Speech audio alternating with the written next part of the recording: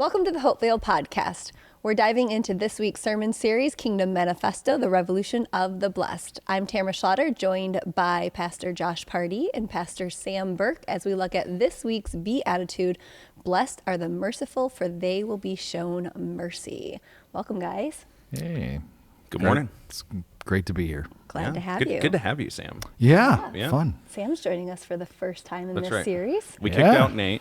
We kicked out Pastor Nate. We brought in Pastor Sam, hoping that he will bring it to We the needed to up our nerd game.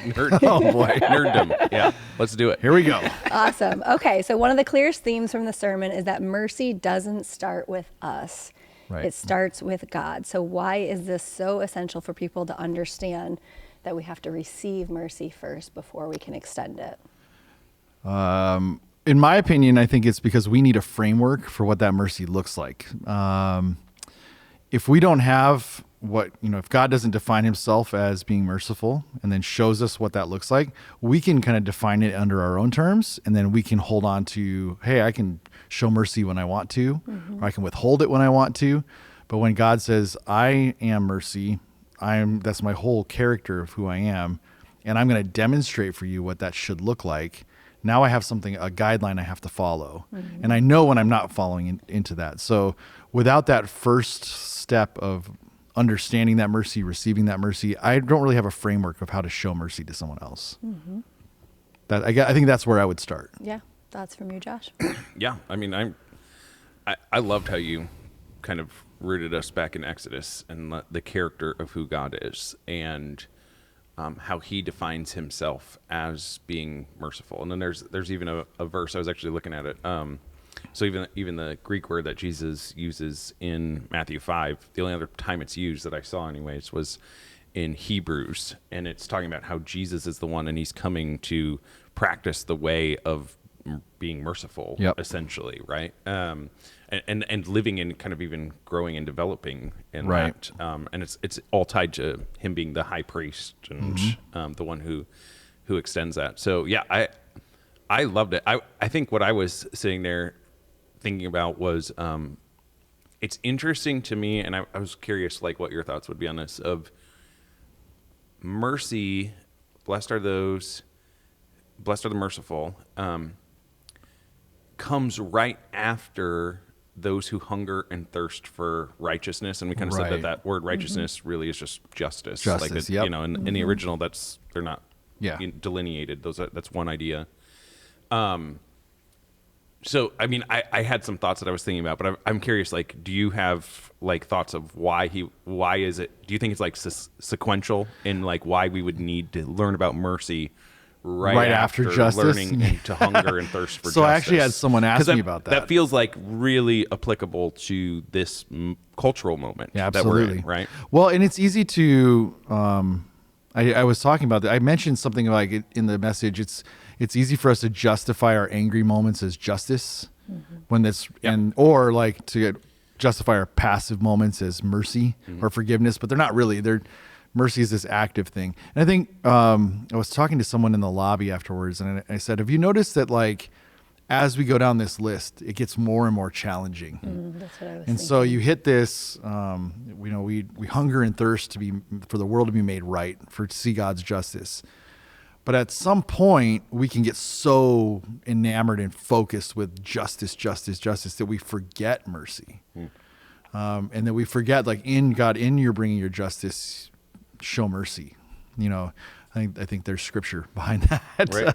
And I think that God, in his justice, actually is merciful in that. I mean, it's not that he forsakes one for the other. It's that he is full of both of those things. Yeah. And in his justice, he shows mercy as well. Yeah.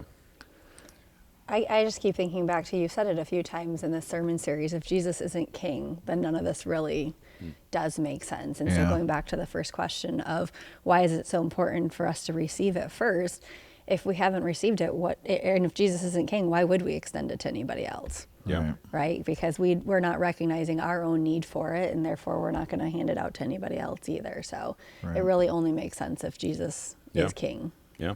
Absolutely.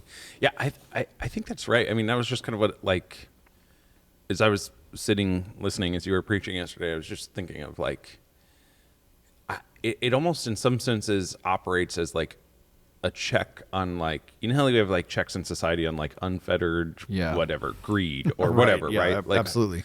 Like there's a way to turn righteousness and the pursuit of justice, and I think we see that even in the story you got into in Matthew 18 of this idea of like he doesn't want, he wants all the mercy for himself, Right? Yeah, and none of the mercy for anybody else. And I think like that's the temptation, is to love mercy for ourselves, but to then withhold, or to be the one who's arbitrating. See, this is why we need Sam here. I can't talk without it. Arbitrating the truth, and so to me, like that's the power of going back to who God is and how he reveals himself in Exodus is like this. This flows and starts from him. Yeah. And so it's almost this dichotomy that I'm like living in, of this tension where, man, the world is really broken and it is really difficult, and I long for justice and I want to be a part of that. Like I don't think the mercy side is then like, haha, we ramped you up, now move to the bench and do nothing. Right. Yeah. But it's more of recognizing and maybe even coming, again, we talk about this regularly, but like coming with an open posture or empty hands and trying to discern situation by situation. So God, what would you have for me? Absolutely. What does it look like? Like not even, we all have a natural disposition of how we handle things, but part of this like forces me into how do I bring this situation and what are you asking me to do in this moment? And that might be different than when it happens again in 5 years or whatever. Yeah.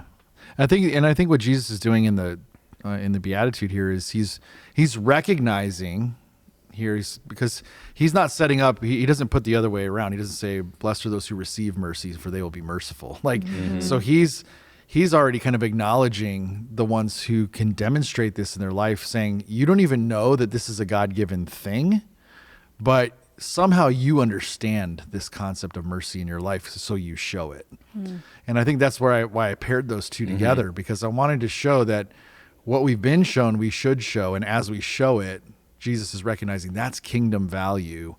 And that's where you'll be shown more mercy. And then your job is to show it, be shown it, show it. And just kind of this cycle. Right.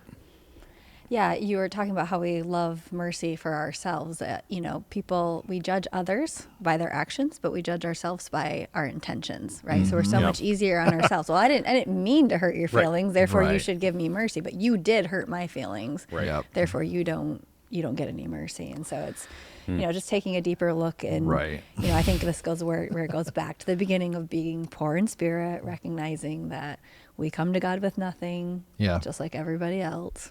Well, yeah, because if we don't, then we're going to get full of ourselves and think we're okay with limiting mercy because I know better. Right. And that just kind of, it shoves the whole thing away, and you step outside of kingdom living. As soon as arrogance comes into the mix, that kingdom living just kind of topples over. And you said that yesterday in your sermon. You said not extending mercy is to say that you know better than God. And I thought that was a really strong and powerful statement. Thanks. I mean, that should smack you in the face if you are in a situation, because you also asked, are you withholding mercy from anybody? At the end of the sermon, you were asking us to consider that. And, and so if you're listening and you're thinking through that, I mean, that's a powerful statement to say, do I think I know better than God? Yeah. Well, and that's come from real life situations where I've asked, you should probably forgive or extend mercy to that person. Like, well, they deserve something else. Or, someone has to teach them a lesson at some point. Like, they can't just keep getting away with it, or I don't want to be a pushover. And I said, I always think to myself, is that what you think mercy is? Because that's not what God defines mercy as. Yeah. And so Exodus tells us that it's not cheap. It's not God just going, I'm just going to turn a blind eye. You do whatever you want. Right. Your choices don't have consequences and all that kind of stuff. But it's mercy is God's active choice to choose non-retributive stuff and to say, no, I am going to actively forgive you, even though you don't deserve it. And that's the beauty of it. And that's the thing we should take away. So, I have a thought and then kind of a question on all that. One, again, I'm just noticing the sequencing here that these have been ordered for us in. And I noticed that it comes not only after hungering and thirsting for righteousness, but also after those who mourn. And like part of me even wonders, like a way that I can have the ability, skill set, muscle, whatever it is, to show mercy is that I've kind of rehearsed that story in my own life of being able to mourn my stuff, right? So like it grows some of those muscles, empathy, awareness, all of those things, and being able to. And I think that's a little bit of like the key to it too, of even how we framed what mourning is. It's kind of this idea of like naming the truth, right? Absolutely. So like what I hear you saying in this is not, hey, this means now we just wipe it away, right? Like that's kind of what you were just saying. And I think that's kind of like my question then is like, so what does that mean? Like, how do we get to a point where we don't feel like we're letting them off the hook, sort of a thing, right? Or even in the parable of you know the wicked tenant guy, like what is when we get to the end there, what does it mean for him? Because I mean that's another part too. Like it does not end well for him, right? Like yeah, exactly. So what do we like? As you're studying and you're sitting with the story and all that, like what's your response to those things of like, one, not letting people off the hook. We know that's not what's happening, but why and what does that look like? Yeah. And then how do we even see that played out in this story that Jesus is telling us? Yeah, I don't think it's letting it off the hook. I do think though when you look at the story, there's a bunch of questions you ask. So the master, that's how I roll.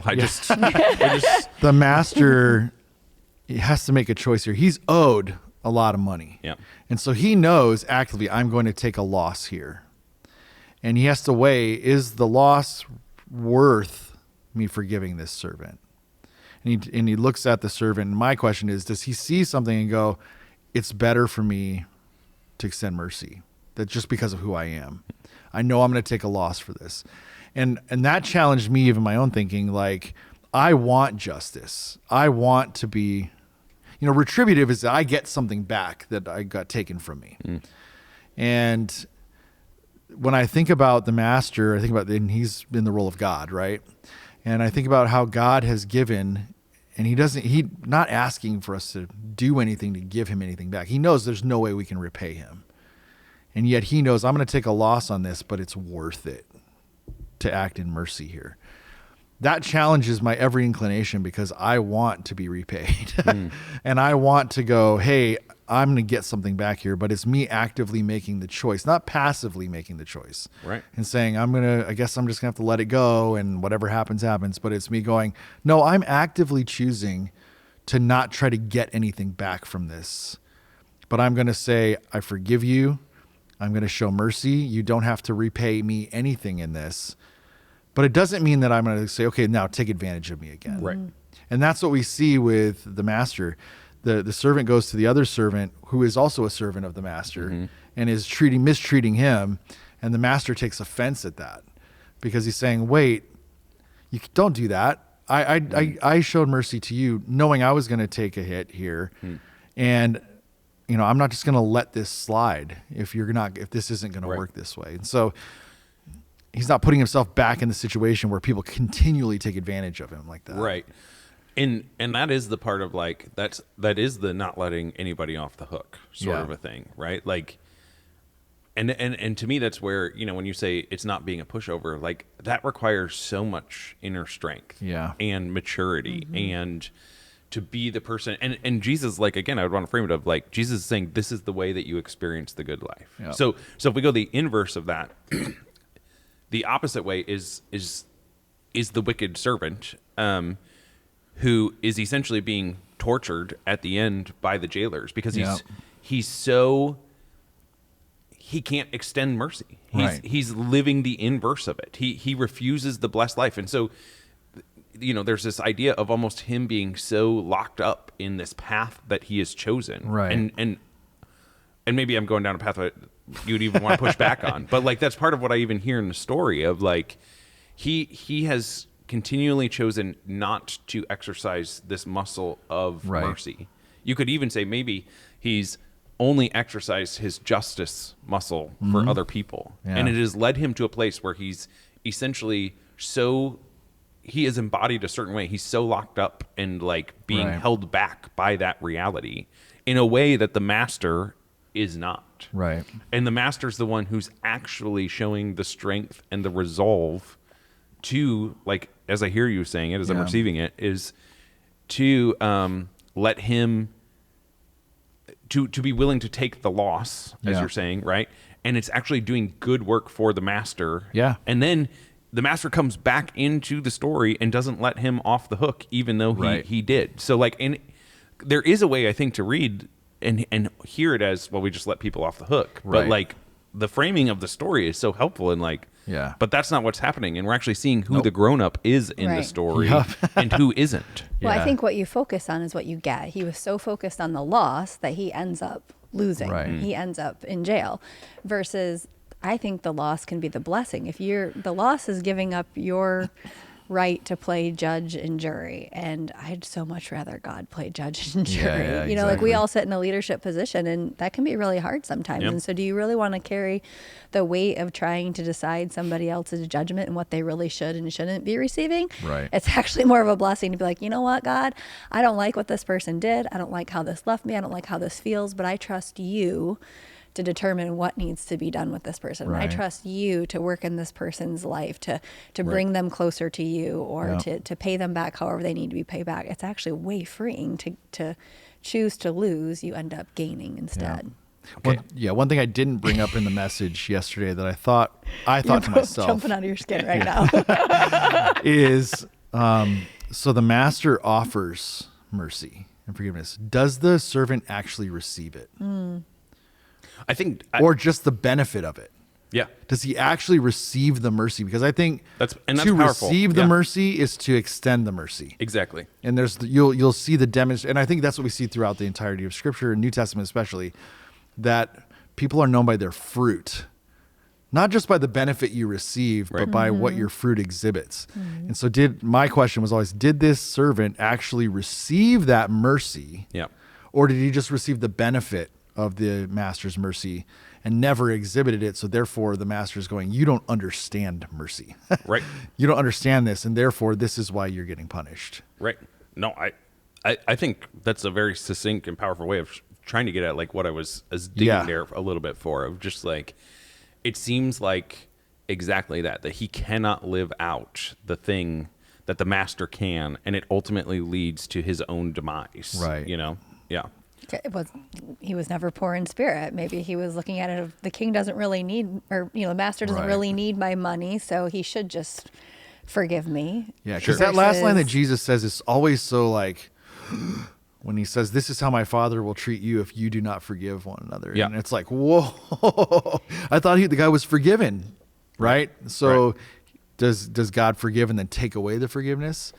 Or do you have to earn? That was one other question. Yeah. Like, because, like, there's a way to read it of, like, well, if I don't give mercy, then I can't inherit it. Is my salvation essentially at stake? Yeah, sort of a thing. And I think how we should read it is, the master extends mercy, but the proof of the actual receiving of the mercy is in the fruit of what goes on. Yeah, and there's no evidence, no fruit that this servant ever actually received mercy. He received the benefit of all this stuff, but at the end of the day, his life did not reflect kingdom. Yeah, it reflected selfishness, and so that's what ends up happening to him. And I think that's Jesus' point at the end. He's like, unless you can truly receive, and the fruit is evident, then you're not a part of the kingdom here. Yeah. That was my takeaway. No, I didn't say that in the message yesterday because I didn't formulate it till last night as I was thinking it through again. No, I think that's the heart of what's happening in that story. Yeah. And as we think about mercy, I don't think that Jesus is saying, again, if you don't do this, your salvation is on the line. Because we would say, it's by grace you have been saved through faith. It's nothing of your own.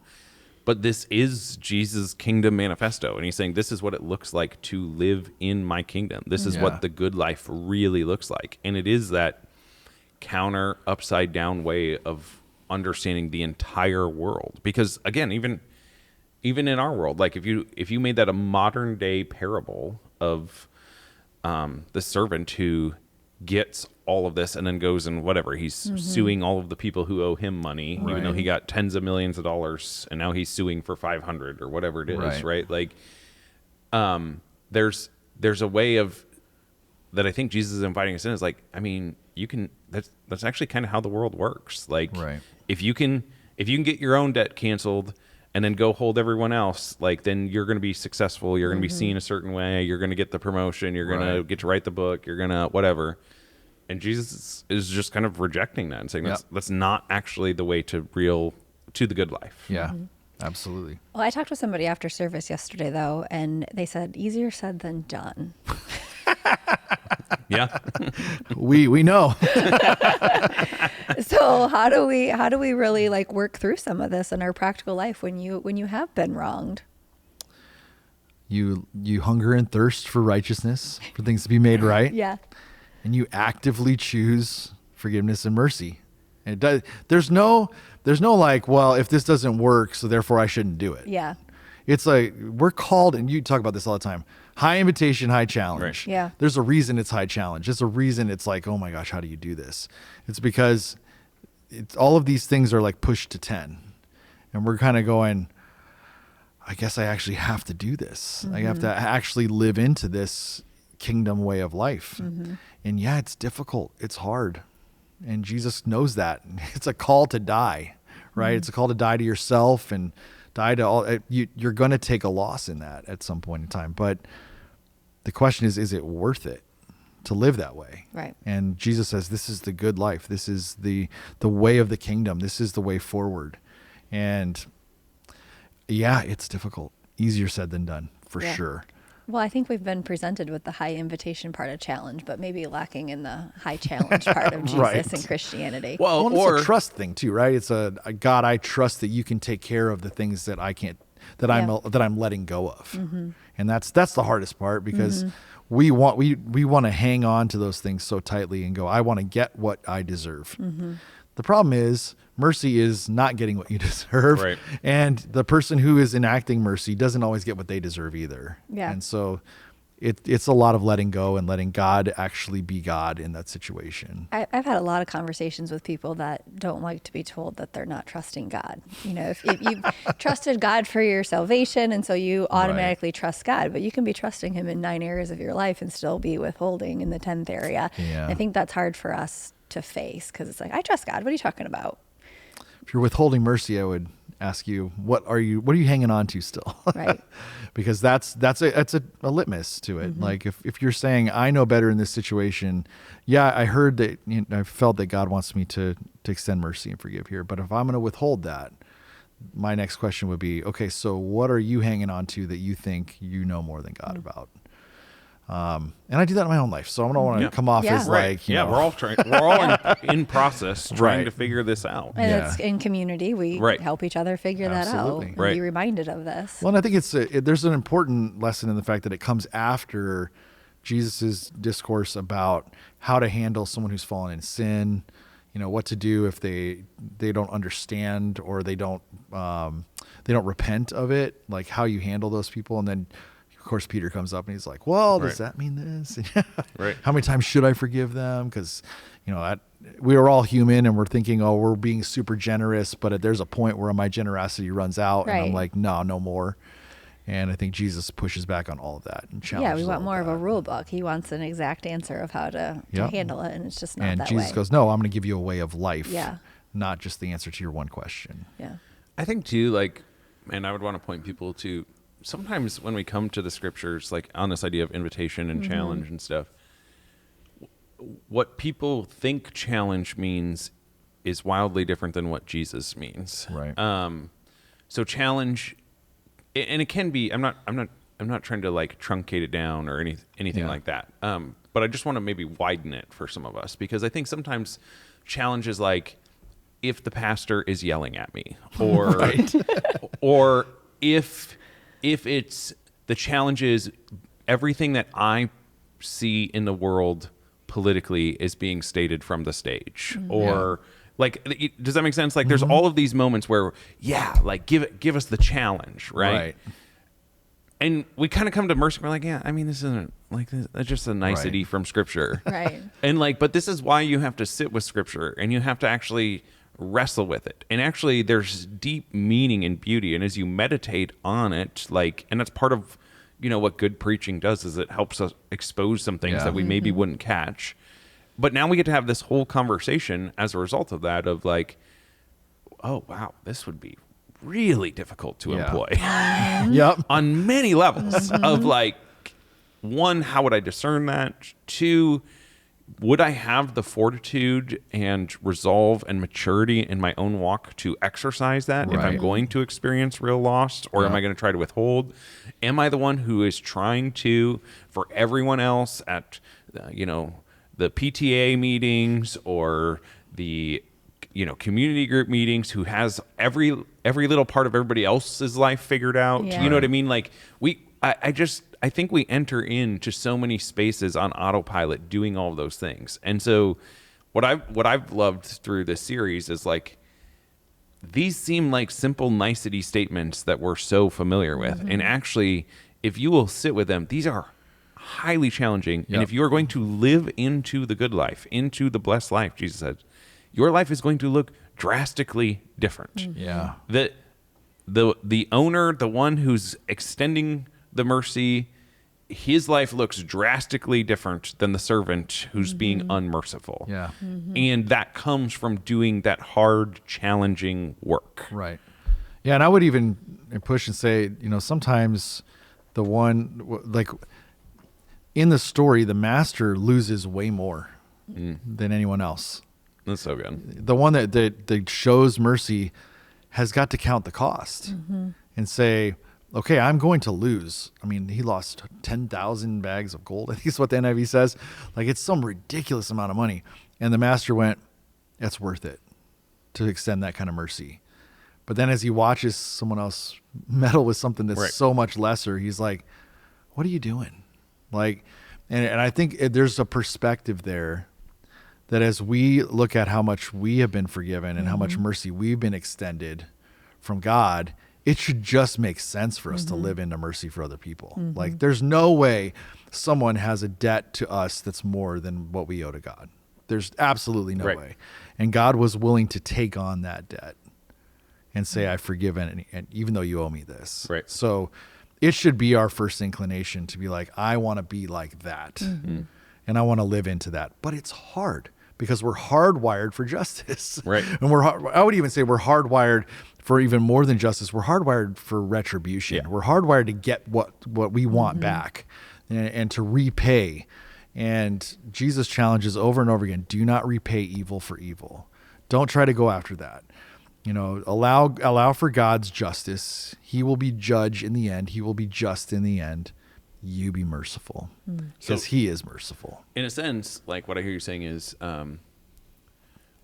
retribution is like the unfettered justice, like, to kind of go back where we were a few minutes ago, right? And like, justice requires mercy. Like, there's this calibration that has to happen. And so when you've moved into retribution, you're operating outside of the kingdom because you've blown past that check or limit of like what it means to live as God would live. Yeah, I mean, it's the same thing with like grace and truth. Yeah.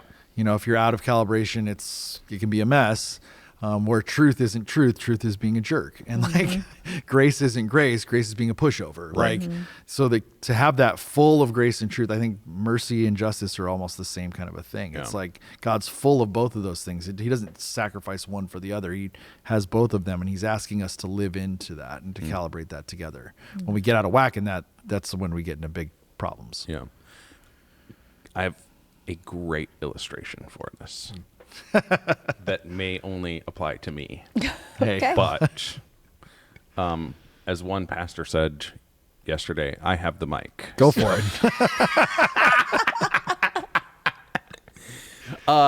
This thought is not original. I actually heard the other day one of my a professor at the school that I went to was talking about it, and I was like, oh, this is exactly what we're talking about.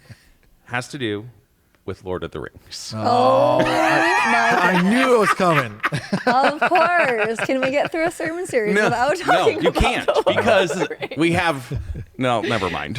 All right, so I am like my Lord of the Rings radar is much higher right now too because they just released the 25th anniversary. You're right, They you were went saying back that. into the theaters and they re-released the extended edition. So I did get to take my boys last week to see the first one, which was a huge deal in our world because, I pulled out all the stops, guys.